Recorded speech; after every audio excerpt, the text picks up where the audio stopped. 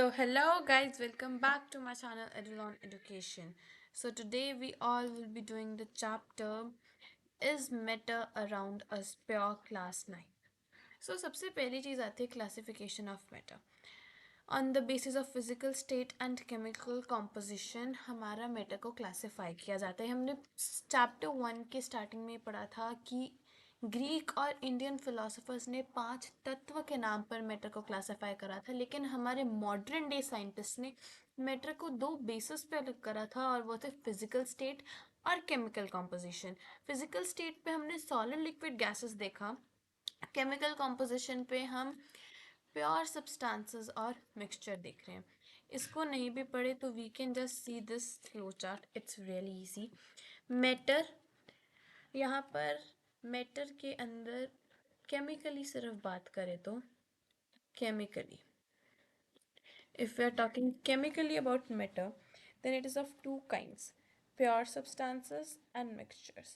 It is of two kinds: pure substances and mixtures. Pure substances आगे दो प्रकार के होते हैं, elements और compounds. Mixtures आगे homogeneous और heterogeneous. Elements के भी आगे तीन पार्ट्स होते हैं: metals, known metals and metalloids.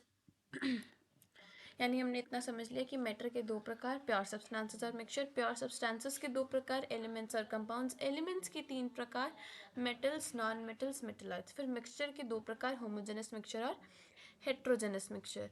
अब हम पढ़ते हैं प्योर सब्सटेंस और मिक्सचर की डेफिनेशंस की, ये आखिर में होते क्या है।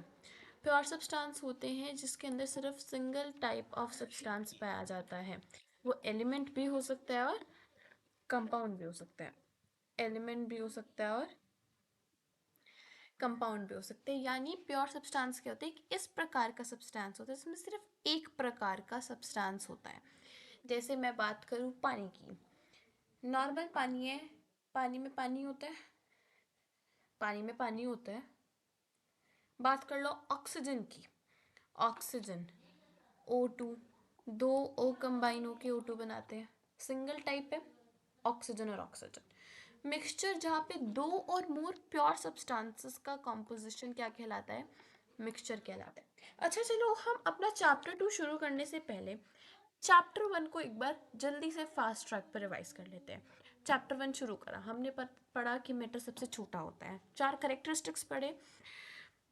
Matter is made up of very tiny particles. Second था particles of matter attract each other, particles of matter are constantly moving, particles of matter have space between them। फिर हम सॉलिड लिक्विड गैस पे आए, solid liquid gas, इन तीनों के हमने differences के बारे में पढ़ा। सॉलिड के अंदर स्पेसेस बिल्कुल नहीं होती, लिक्विड में होती है। गैस तो अनऑर्डर्ड स्टेट होता है उसके पास। सॉलिड्स के अंदर बात की जाए तो सॉलिड मेरा रिजिड होता है, फ्लूइड नहीं होता है। इसके अंदर डिफ्यूजन का रेट बहुत कम होता है। लिक्विड में डिफ्यूजन का रेट इंटरमीडिएट होता है, गैसेस में हाईएस्ट होता है। फिर आगे बढ़ते हैं तो हमने डिफरेंट डिफरेंट काइंड्स के प्रोसेस पढ़े थे। याद करा जाए, डिफरेंट डिफरेंट काइंड्स के हमने कुछ प्रोसेसेस के आधार पर हमने देखा था, वो था कन्वर्जन ऑफ स्टेट के अंदर। पहला था सॉलिड, लिक्विड, गैस। सॉलिड से डायरेक्टली गैस था सब्लिमेशन, गैस से सॉलिड था डिपोजिशन, सॉलिड से लिक्विड था फ्यूजन, लिक्विड से सॉलिड था सॉलिडिफिकेशन, लिक्विड गैस में बन रहा है तो उसको मैंने फ्रीजिंग कहा था, या नहीं, लिक्विड से गैस फ्रीजिंग नहीं होता, इवेपोरेशन होता है। और गैस से लिक्विड होता है, गैस से लिक्विड कंडेंसेशन होता है। फिर हमने पढ़ा लेटेंट हीट के बारे में, यानी हिडन हीट, छुपी हुई हीट। फिर हमने देखा कि सॉलिड से लिक्विड, लिक्विड से गैस में जाना हो तो हीट करना पड़ता है, गैस से लिक्विड, लिक्विड से सॉलिड में जाना हो तो हमें उसको कूल करना पड़ता है।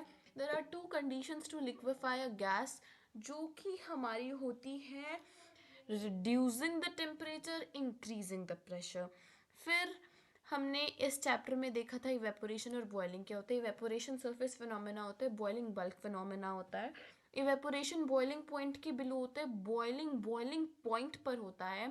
फिर मेल्टिंग पॉइंट और boiling boiling point. Melting point is the temperature at which a solid starts melting to form liquid at atmospheric pressure. Melting point, the conversion of freezing point, sorry नहीं, melting point boiling point. The boiling point की definition होती है the temperature at which a liquid starts boiling और starts boiling to form a vapors at atmospheric pressure is termed on heating, या फिर at atmospheric pressure is termed as boiling point. फिर हमने देखा था लेटेंट हीट ऑफ फ्यूजन और vaporisation, ये दोनों फ्यूजन होता था मेरा मेल्टिंग पॉइंट पर। लेटेंट हीट ऑफ वेपराइजेशन में मेरे बॉइलिंग पॉइंट का जिक्र होता है। फिर हमने पढ़ा था इवेपोरेशन इंक्रीज होता है सरफेस एरिया से, टेम्परेचर से और स्पीड ऑफ विंड से, वही डिक्रीज होता है ह्यूमिडिटी से। तो वो चैप्टर हमारा हो गया। And also evaporation causes cooling, कैसे कूल करता है। लाइक टेक अर्दन पुट, उसमें सरफेस पे टाइनी टाइनी पोर्स होते हैं, हॉट वाटर के पार्टिकल्स बाहर आ जाते हैं, वो इवेपोरेट होने के लिए मटके में पानी की हीट एनर्जी को करके इवेपोरेट हो जाते हैं, नीचे कूल कूल एयर छोड़ जाते हैं, जिससे हमारा पानी ठंडा हो जाता है। अब आगे बढ़ते हैं तो हमें समझ आ गया प्योर सब्सटेंसेस क्या होते हैं, जो सिर्फ एक सिंगल टाइप ऑफ सब्सटेंस से बना होता है, जो एक सिंगल टाइप के एलिमेंट या सिंगल टाइप के कंपाउंड से बना होता है। तो प्योर सब्सटेंस क्या होता है? It is a substance which consist of a single type of substance. Substance छोड़ दो, सिंगल टाइप ऑफ एलिमेंट और कंपाउंड।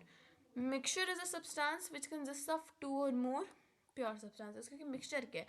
दो चीज़ों का मेल, दो चीज़ों को जब मिला देंगे तभी मिक्सचर बनेगा। तो प्योर सब्सटेंस क्या होता है?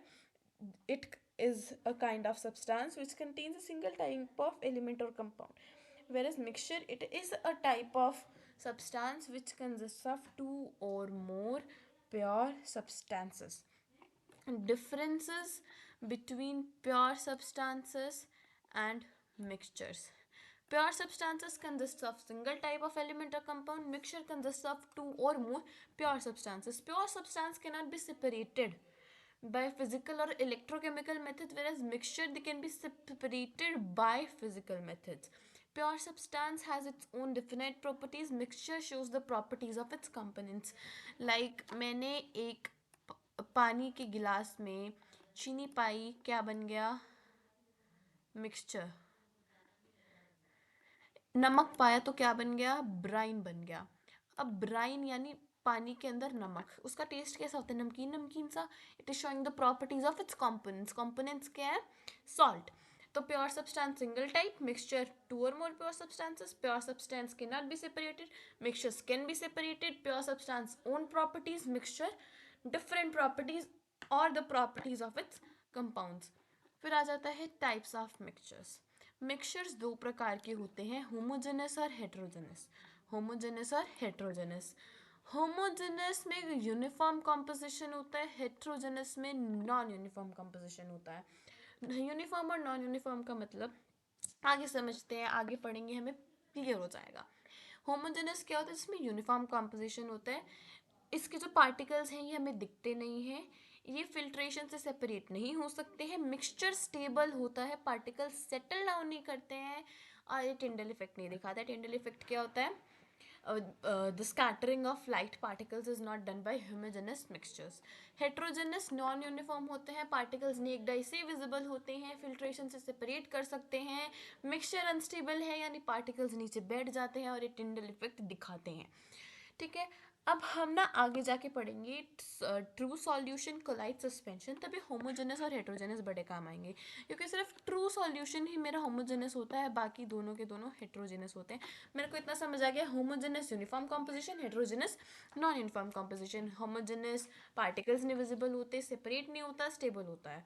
हेट्रोजेनस पार्टिकल्स विजिबल होते हैं, सेपरेशन होता है फिल्ट्रेशन से, और अनस्टेबल भी होता है। तीन डिफरेंस लिखेंगे, पूरे नंबर मिलेंगे। ट्रू सॉल्यूशन, आगे ट्रू सॉल्यूशन इतनी जल्दी। और true solution is a homogenous mixture of two और मोर सब्सटेंसेस। मैंने कहा था होमो और हेट्रो आएगा, तो होमो का मतलब क्या था? Uniform composition. तो ये होमोजेनस मिक्सचर होता है दो से ज़्यादा सब्सटेंसेस का. A solution has a solvent and solute as it components. जो लार्जर अमाउंट में होता है वो सॉल्वेंट और जो कम में होता है वो सॉल्यूट. जैसे मैं बात करती हूँ एक गिलास पानी की ही. उसमें पानी है, उसमें मैंने पाया नमक. उसमें मैंने पाया क्या? नमक. अब मैंने जब इसके अंदर नमक डाला तो मान लो पानी मेरा 50 ml था. कितना था? 50 ml. मैंने इसके अंदर डाला NaCl. क्या डाला? NaCl. NaCl 2 ग्राम था. ये कम क्वांटिटी में, ज़्यादा क्वांटिटी में. तो ये क्या है? मेरा सोलवेंट. ये क्या है? मेरा सॉल्यूट है. तो ट्रू सॉल्यूशन क्या होता है? होमोजेनस मिक्सचर होता है दो से ज़्यादा सब्सटेंसेस का. इसके अंदर सॉल्वेंट और सॉल्यूट हमें देखने को मिलता है. तो अब सॉल्यूशन के प्रॉपर्टीज़ क्या होते हैं? True solution is a homogeneous mixture. Homogeneous यानी uniform composition. The particles are not seen by naked eyes. They cannot be separated by filtration. They do not settle down and the solution is stable. They do not scatter a beam of light passing through it and the path of light is not visible. अब आपने notice करा है homogeneous mixture की जितनी भी properties थी ये ही solution की भी प्रॉपर्टीज़ हैं. यानी एक चीज़ की प्रॉपर्टी याद करो, दूसरी की हो जाएगी एक पंथ दो काज. राइट. तो प्रॉपर्टीज ऑफ ट्रू सॉल्यूशंस क्या क्या होती हैं? It is a homogenous mixture. The particles can not be seen bye naked eyes. Moreover, its particle size is really small, less than 1 nanometer. Its particle size is very small, less than 1 nanometer. ठीक है. They cannot be separated by filtration. They do not settle down and the solution is stable. They do not show Tyndall effect. Next आ जाता है collides. Collides के अंदर हमें deep में पढ़ना है हल्का हल्का सा, क्योंकि इसके एग्जाम्पल भी है. इसके अंदर ये मिलाएंगी तो क्या बनेगा? A colloidal solution is a heterogeneous mixture of two or more substances. Colloidal solution क्या होता है? Heterogeneous mixture होता है, यानी कि नॉन यूनिफॉर्म कॉम्पोजिशन शो करता है.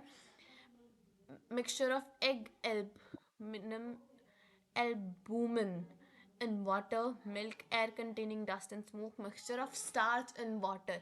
यानी water क्या है? Solvent. Starch क्या है? Solute. आगे बढ़ते हैं. तो कोलाइडल सोल्यूशन हेट्रोजेनस होता है. पार्टिकल्स नेकेड आई से दिखते हैं या नहीं दिखते ये हमें पता लग जाएगा. मैंने बताया था true solution is less than 1 nanometer.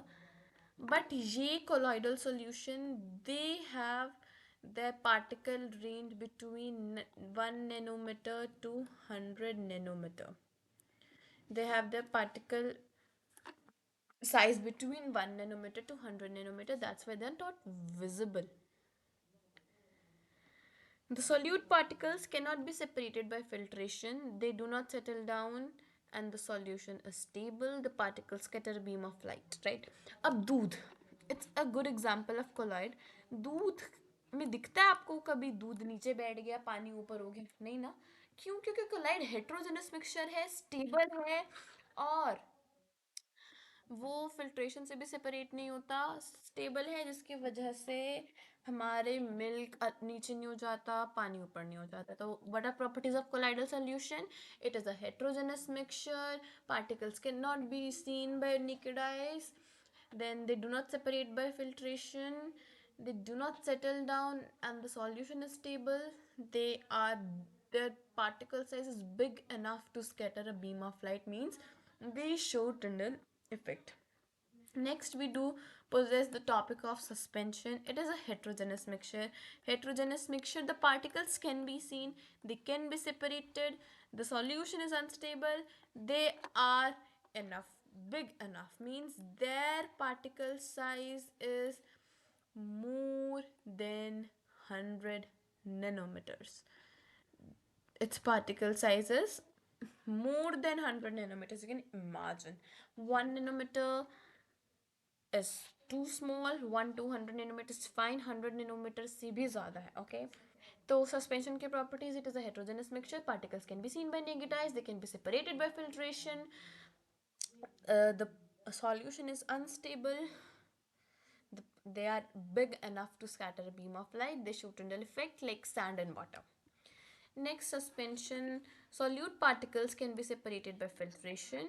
Solute particles scatter light and the path of light is visible. Solute particles settle down and the solution is unstable. ये क्या है suspension की properties? Tyndall effect. When a beam of light is passed through a colloidal solution, the colloidal particles scatter the beam of light. The colloidal particles scatter the beam of light and the path of light becomes visible. And the path of light becomes visible in the solution. This effect is known as Tyndall effect. This effect is known as Tyndall effect. Tyndall effect can be seen when light enters a room through a small hole due to scattering of light by the dust and smoke particles. Tyndall effect can be seen in a dense forest due to the scattering of light by water droplets in the mist. Tyndall effect क्या होता है? जब भी किसी भी colloidal या suspension solution के through light pass करती है तो colloid particles they scatter the beam of light, they scatter the beam of light, and जिसकी वजह से we can see the Tyndall effect. And ये याद रखना है कि टिंडल इफेक्ट सबसे ज़्यादा सबसे क्लियरली कोलाइड्स में शो करा जाता है. किस में शो करा जाता है?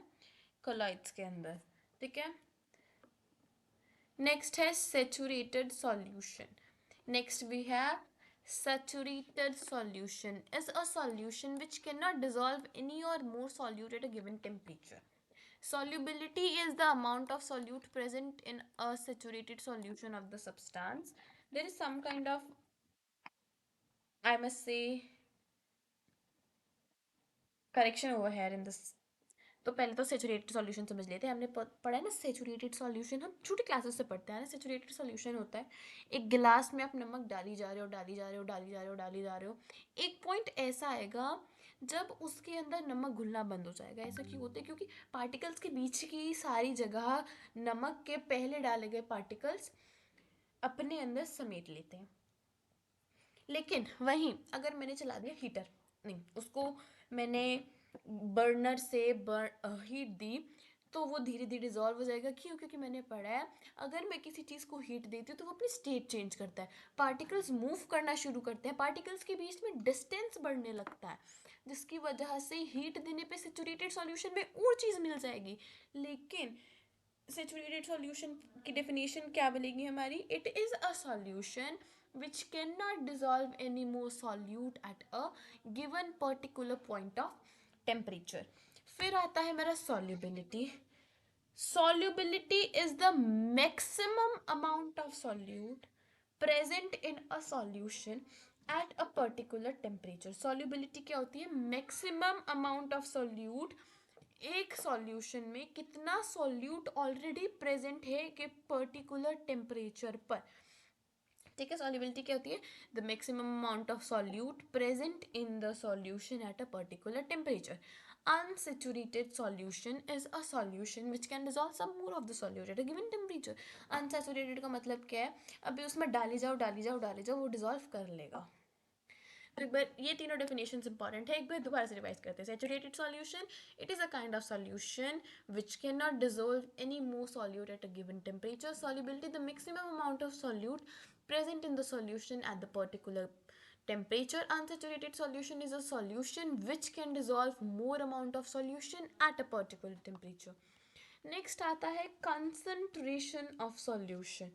Concentration of solution is the amount of solute present in a given amount of solvent or solution. Concentration of solution क्या होता है कि एक सॉल्यूशन के अंदर कितना सॉल्यूट है, कितने सॉल्वेंट के अंदर. कंसंट्रेशन का मतलब क्या होता है? उसमें कंपोनेंट्स बताओ, उसके कंपोनेंट्स. तो कंसंट्रेशन क्या होता है? कितना सॉल्यूट और कितना सॉल्वेंट एक सॉल्यूशन के अंदर प्रेजेंट है. ये कैसे आता है? Amount of solute upon amount of solvent, या फिर amount of solute upon amount of solution. The concentration of a solution can be expressed as mass by mass और मास बाय वॉल्यूम और वॉल्यूम बाय वॉल्यूम। बस याद रखना, ऊपर solute का नीचे सॉल्यूशन का मास वॉल्यूम देखते रहना। ठीक है, आगे बढ़ते हैं। Separating, we don't possess the separation concept, वो है, but for now we have one topic left, and that is our pure substance. That is our pure substance. Pure substance के मेरे दो प्रकार होते हैं, हमने अभी पढ़ा था। कौन कौन से? Elements, compounds. दो प्रकार होते हैं, कौन कौन से? एलिमेंट्स और कंपाउंड्स। अब इन्हें जल्दी जल्दी से पढ़ लेते हैं। एलिमेंट्स होते हैं मेरे simplest form of any substance. ये क्या होते हैं? Simplest form of any substance. तो it is the simplest form. तो मेरे को बताओ, क्या इसको मैं तोड़ सकती हूँ और आगे? इसको और तो नहीं तोड़ा जा सकता ना। तो एलिमेंट्स क्या होते हैं? These are the simplest form of any substance and they can not be broken into simpler substances. They cannot be broken into simpler substances. Example हो गया ऑक्सीजन, आयरन, हाइड्रोजन, मर्करी। क्या क्या? हाइड्रोजन, ऑक्सीजन, कॉपर, आयरन, ये सारे क्या है? मेरे elements हैं। इनको मैं आगे तोड़ नहीं सकती हूँ, लेकिन इनसे मैं आगे बना सकती हूँ। मेरे कंपाउंड्स क्या होते हैं? Compounds they are defined as मेरे, जब मैं एलिमेंट्स को रिएक्ट करवाती हूँ, जैसे मैंने हाइड्रोजन और ऑक्सीजन का रिएक्ट कराया तो वाटर तैयार हो गया। कंपाउंड्स क्या होते हैं? Elements react to form new compounds. They can be broken down into simpler substances by electrochemical reactions. By electrochemical reactions. And new substance जो हमारा बनता है कंपाउंड के अंदर, उसके पास टोटली डिफरेंट प्रॉपर्टीज होते हैं। जैसे वाटर बन रहा है ना, ये ऑक्सीजन की प्रॉपर्टीज दिखाएगा, ना ये हाइड्रोजन की, अपनी अलग प्रॉपर्टी है इसके पास। और ये कॉम्पोजिशन, कंपाउंड्स हमेशा एक नया सब्सटेंस बनाते हैं। हाइड्रोजन और ऑक्सीजन रिएक्ट हुए, दो एलिमेंट्स रिएक्ट होकर कंपाउंड्स बना रहे हैं, ये नया सब्सटेंस है, डिफरेंट प्रॉपर्टीज है, एंड इसको मैं तोड़ सकती हूँ बट इलेक्ट्रोकेमिकल मेथड से। और एक ना बड़ा इम्पॉर्टेंट सा है सॉल्वेंट सोल्यूट से related he, tincture of iodine. क्या है? Tincture of iodine. उसके अंदर मेरा एल्कोहल सॉल्वेंट होता है और आयोडीन सॉल्यूट होता है। अब मेरे क्वेश्चन आता है, मिक्सचर और कंपाउंड, इन दोनों में क्या अंतर होता है? मिक्सचर और कंपाउंड में क्या अंतर होता है? तो मिक्सचर मेरा एलिमेंट्स और कंपाउंड्स जस्ट मिक्स करके बन जाता है, लेकिन कंपाउंड्स कैसे बनते हैं? Elements react to form compounds. Mixture, no new substance is formed, compound new substance is formed. Mixture के अंदर द कॉम्पोजिशन, जो भी हमारा न्यू सब्सटेंस तो बनता ही नहीं है, जो भी हमारा सब्सटेंस आगे मिक्स करके बनता है वो मेरे कंपोनेंट्स की ही प्रॉपर्टी दिखाता है। लेकिन कंपाउंड में जो भी हमारा एलिमेंट्स को रिएक्ट करा के कंपाउंड बनता है वो बिल्कुल डिफरेंट प्रॉपर्टीज दिखाता है। इसको, मिक्सचर को फिजिकल मेथड से मैं अलग कर सकती हूँ, कंपाउंड्स को मैं इलेक्ट्रोकेमिकल मेथड से अलग कर सकती हूँ। इतना मुझे समझ आ गया। फिर अब मेरे पास आता है कंपाउंड्स की प्रॉपर्टीज। कंपाउंड्स की प्रॉपर्टीज होती हैं कि वो डिफरेंट होते हैं उसके कॉन्स्टिट्यूएंट पार्टिकल से। जैसे H और O2, H2O के पास कंप्लीटली डिफरेंट प्रॉपर्टीज होती हैं। कंपाउंड होमोजेनस होता है। अब देखो, मेरे को पता है H2O, इसके अंदर हाइड्रोजन और ऑक्सीजन 1:8 की मात्रा में बने हैं, तभी मेरा H2O बना है। तो यानी क्या दिखा रहा है, ये क्या दर्शा रहा है कि यूनिफॉर्म कॉम्पोजिशन है, इसकी वजह से कंपाउंड्स क्या होते हैं मेरे? होमोजेनस। क्या होते हैं कंपाउंड्स मेरे? होमोजेनस होते हैं। फिर उसके बाद आता है एलिमेंट्स के तीन प्रकार। एलिमेंट्स के तीन प्रकार, मेटल्स,